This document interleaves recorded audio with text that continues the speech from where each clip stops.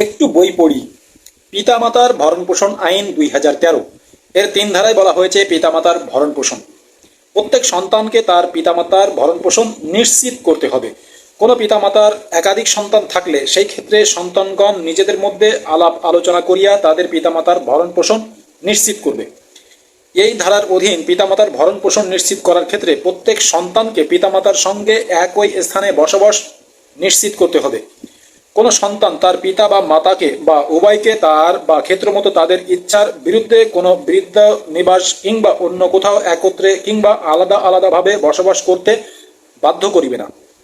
প্রত্যেক সন্তান তার পিতা এবং মাতার স্বাস্থ্য সম্পর্কে নিয়মিত খোঁজ খবর রাখিবেন। পিতা বা মাতা কিংবা উভয় সন্তান হইতে পৃথকভাবে বসবাস করলে সেই ক্ষেত্রে প্রত্যেক সন্তানকে নিয়মিতভাবে তার এবং ক্ষেত্রমতো তাদের সহিত সাক্ষাৎ করতে হবে।